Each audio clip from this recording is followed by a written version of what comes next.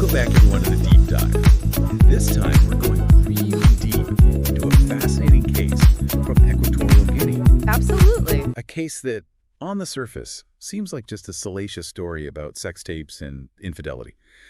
But, like all of our deep dives, we're going to go way beyond the headlines, explore the cultural and societal undercurrents, and even the psychology that might be driving this whole situation.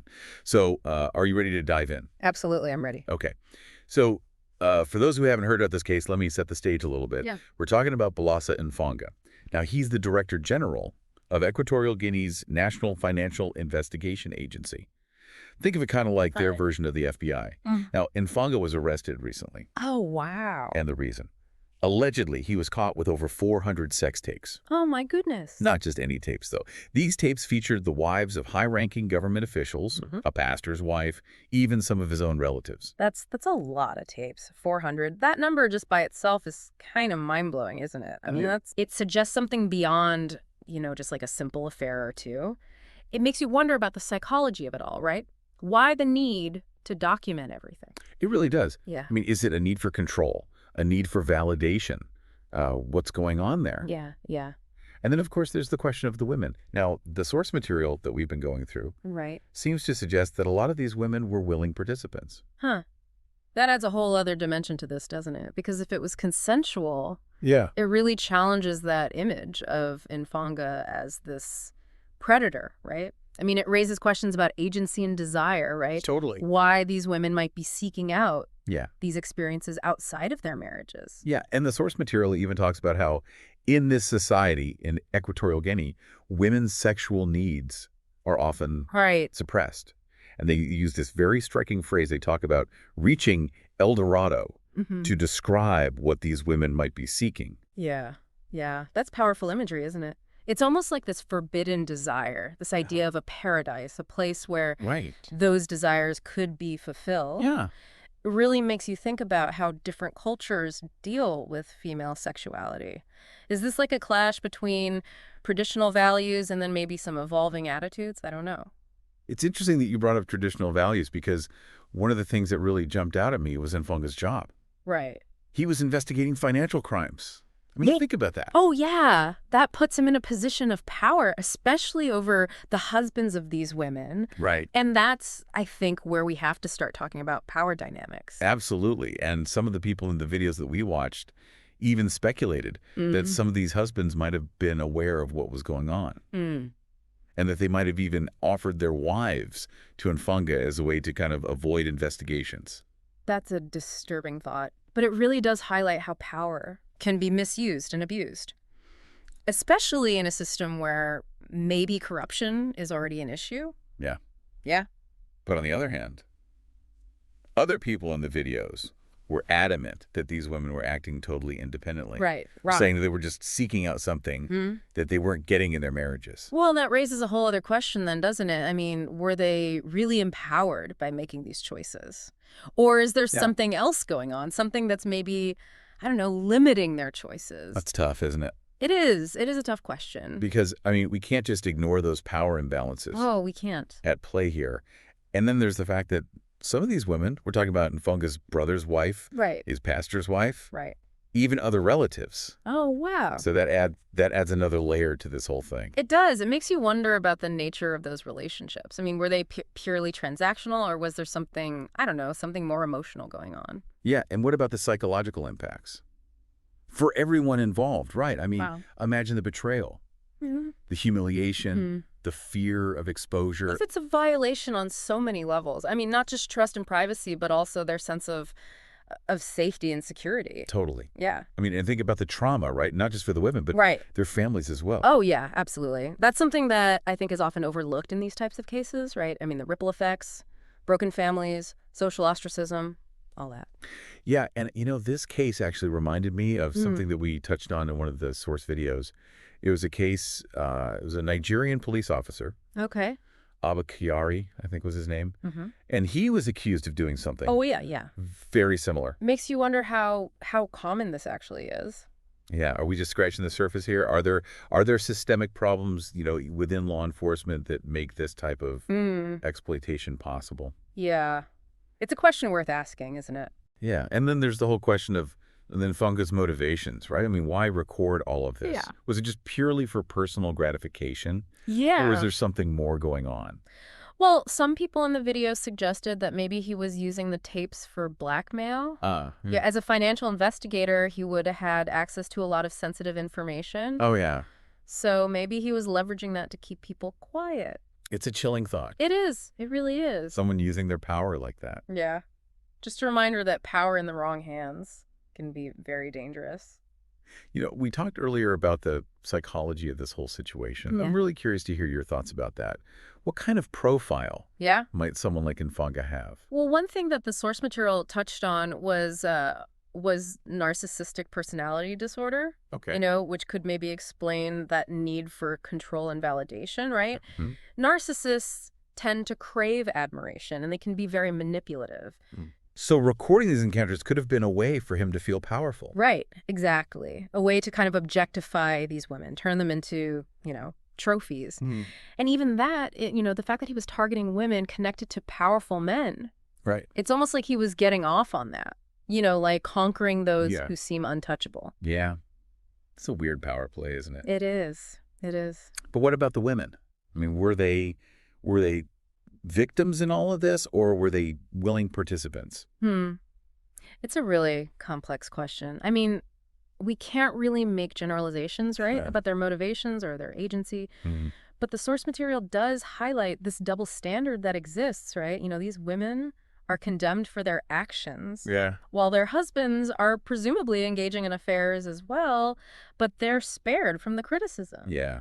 That seems to be a recurring theme, doesn't it? It does. It does. And I think it perpetuates this culture of silence and shame. Makes it hard for women to speak up about their experiences, even when they've been, victimized. Yeah. And it's important to acknowledge that the women in this case, they might be experiencing a whole range of emotions, right? Right. I mean, fear, guilt, confusion, even maybe a sense of empowerment. Yeah. It's not really our place to judge, is it? No. But to understand that, the web of societal pressures and desires at play. One thing that really struck me is just how much information there is in all of this. I mean, the details about everyone involved, all the different theories, the legal and ethical ramifications. It's almost too much to process. It is a lot to unpack. Yeah. And it's important to remember that we're only seeing a small piece of this whole story. Right. It's still unfolding. Which brings us to the role of the media in all of this. And, the source material really showed the hosts grappling with this. How do you balance the public's right to know with the potential harm? That can come from just sensationalizing a story like this. It is a tough line to walk, isn't it? I mean, on the one hand, we have a responsibility to expose wrongdoing, right? Hold those in power accountable. But we also need to be careful not to exploit the victims or further damage reputations. And, the way that the media frames a story like this has such a huge impact. Oh, absolutely. On how people perceive what happened. Huge impact. Are the women portrayed as victims or villains or temptresses? I mean, is Mfanga a monster or a mastermind or a man struggling with his own demons? Yeah. The narratives we choose to emphasize can really shape how we understand these things. It really does. It's why media literacy is so important. Yeah. Be critical consumers of information. Yeah. Question the narratives. Yeah. Seek out multiple perspectives. As we've been talking about this, it's become clear that this case goes way beyond just a scandal. Oh, yeah. It really forces us to think about power, desire, hypocrisy. Yeah. Silence. Absolutely. It's a reminder that even beneath the surface of the most stable societies, there are all these currents of, ambition and vulnerability and desire that can erupt in really unexpected ways. Yeah. And while this particular story took place in Equatorial Guinea, the questions that it raises about human nature and the complexities of power are really universal, aren't they? They are. Absolutely. And it makes you think about our own societies, right? I mean, are we doing enough to make sure that women feel safe and empowered? Are we holding people in positions of authority accountable? Are we creating a culture where open and honest dialogue about these things is even possible? Those are the questions that really linger, aren't they? They do. They're the ones that we need to keep asking ourselves. as individuals and as a society. Yeah. This has been a challenging deep dive. It's been uncomfortable at times. It has been. But I think ultimately really valuable. I agree. I think it's really forced us to confront some tough truths, to examine our own assumptions. Yeah. And to think critically about what contributes to situations like this. Yeah. As we wrap up this episode, I'm left with this feeling of hope. That maybe by having these tough conversations, we can actually start to create a world where everyone feels safe and respected and empowered. I agree. And, it's interesting because as we talk about creating a more just and equitable world, we can't ignore the fact that this case really touches on some pretty deep-seated societal norms, especially when it comes to women and how their sexuality is viewed. Yeah, absolutely. We've kind of been dancing around it, but it's time to just address it head on. In many cultures, and this one's no exception, there's this very narrow view of what's acceptable for women when it comes to expressing their sexuality. There's this emphasis on modesty, submissiveness, prioritizing their husband's needs above their own. Right. And when those needs aren't met, where does that leave them? It's almost like it creates this breeding ground for frustration, resentment, this longing for something more. Exactly. And then it becomes this question of how do women navigate these expectations? Do they just conform? Do they rebel? I mean, these are really tough choices.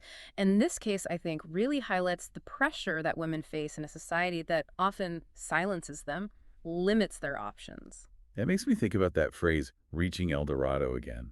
Is that what these women were doing? Trying to find some kind of escape, a place where they could be themselves without judgment or consequence. Yeah, it's a powerful image, isn't it? It speaks to that desire for something more, that sense of agency that might be missing in their everyday lives. But as we talked about earlier, real agency is hard to find when there are such huge power imbalances. Okay. And this case is just full of them. You've got Mfanga's position, the influence of the husbands, and then these broader societal norms that dictate how women should behave. It really is a tangled web, isn't it? And it makes you wonder, who was really in control here? Who was making choices freely and who was being pressured or manipulated? We also can't forget about the impact this whole thing has had on Equatorial Guinea. This case has really shaken things up, exposed some of the cracks beneath the surface. It's true. It's forced people to confront some uncomfortable truths about their leaders, about their institutions, and maybe even about their own beliefs. And it's raised some serious questions about accountability. Will those in power face any consequences? Or will this just get swept under the rug? It's a pivotal moment for the country, isn't it? Will they use this as an opportunity to address some of the underlying issues that led to this? Or will they just go back to business as usual? And it makes you think, right, are these power dynamics, are these societal pressures, these desires that aren't being met? Is this something that exists everywhere to some degree?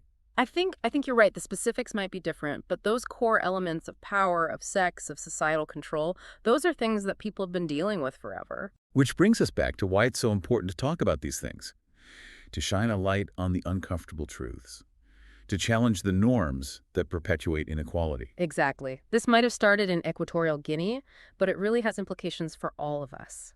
It's a reminder that we're all connected, that the choices we make, the systems we create, the stories we tell, they all have consequences. So as we wrap up this deep dive, I gotta say, I'm left with this sense of responsibility.